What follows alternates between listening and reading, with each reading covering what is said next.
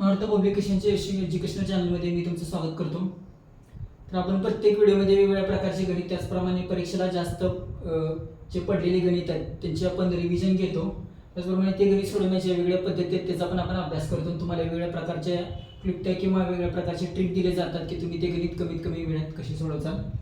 आणि कमीत कमी वेळात ते गणित सोडवणं हे पेपर कव्हर करण्यासाठी किंवा पेपर वेळेत सोडवण्यासाठी महत्त्वाचं असतं. तर त्यासाठी तुम्हाला आवश्यक त्या टिप्स किंवा ट्रिक्स इथं दिल्या जातात. जर अगोदरचे जर तुम्ही व्हिडिओ असतील जे लसावी, मसावी किंवा गुणोत्तर वारीवरचे जर असतील आणि ते जर तुम्ही बघितले नसतील तर तुम्ही त्या बटनवर क्लिक करून ते व्हिडिओ बघू शकता. तर ठीक आहे, आता आपण आजचं गणित बघूया. तर 10 सेमीचे 2 मीटरशी होणारे गुणोत्तर काढा. तर यासाठी तुम्हाला 1 मीटर किंवा सेंटीमीटरची काय रिलेशन असते ते तुम्हाला बघायला पाहिजे. 1 मीटर म्हणजे किती? 100 सेंटीमीटर. तर हे तुम्हाला कोणत्याही परिस्थितीत माहीत पाहिजे तरच तुम्ही हे गणित सोडवू शकता. तर याच्यावर मी नंतर एक सेपरेट व्हिडिओ बनवीन की कन्व्हर्जन कसं करायचं किंवा कन्व्हर्जनच्या काय काय पद्धती आहेत.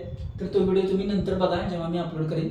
जर तुम्ही आमचं चॅनल सबस्क्राईब केलं नसेल तर तुम्ही चॅनल सबस्क्राईब करा, म्हणजे वेगवेगळे अपलोड होणारे व्हिडिओ जे आहेत त्याचे तुम्हाला नोटिफिकेशन येईल आणि कोणताही व्हिडिओ तुमचा मिस होणार नाही. तर ठीक आहे, बघा 1 मीटर बरोबर 100 सेंटीमीटर आहे.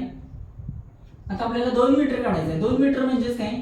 तर 200 सेंटीमीटर. एवढं जर तुम्हाला समजलं तर हे जे गणित आहे ते गणित तुम्हाला समजलं. 2 मीटर बरोबर 200 सेंटीमीटर. आता काय विचारले? गुणोत्तर म्हणजेच काय? 10 सेमी. 10 सेमीचे कशाशी गुणोत्तर आहे? तर 2 मीटरशी. म्हणजेच काय येणार आहे? 10 सेमीचे. आता गुणोत्तर काढताना एक गोष्ट लक्षात ठेवा, एकक सेम पाहिजे. म्हणजेच काय? ह्याचं जर सेंटीमीटर असेल तर खालच्याचं पण काय पाहिजे? सेंटीमीटर पाहिजे. तर 2 मीटरचं मी काय करणार? सेंटीमीटर मध्ये म्हणजेच किती येणार आहे? 200 सेंटीमीटर. सेंटीमीटर काय होणार आहे? कॅन्सल होणार आहे. आता बघा 10 भागिले 200. तर आता हे आपण भाग घालवू शकतो. शून्याला शून्य केले म्हणजे उत्तर किती आलं? 1/20. 1/20 म्हणजेच गुणोत्तर मध्ये तुम्ही कसं लिहू शकता? 1/20. 1/20 हे काय झाले? गुणोत्तर झाले. तर ऑप्शन बघूया आपण. पहिला ऑप्शन आहे 1/2. ऑप्शन पहिला बरोबर नाही. दुसरा आहे 1/200, तो पण रॉंग आहे. तिसरा आहे 10/20, तो पण चुकीचा आहे. चौथा बघा 1/20 आहे. म्हणजे काय? आपला ऑप्शन जो चौथा आहे तो काय? बरोबर आहे. तिथे आपलं गुणोत्तरचं जे गणित आहे ते इथं पूर्ण झालेलं आहे. आपण आता नवीन गणिताबरोबर पुढच्या व्हिडिओमध्ये भेटूया.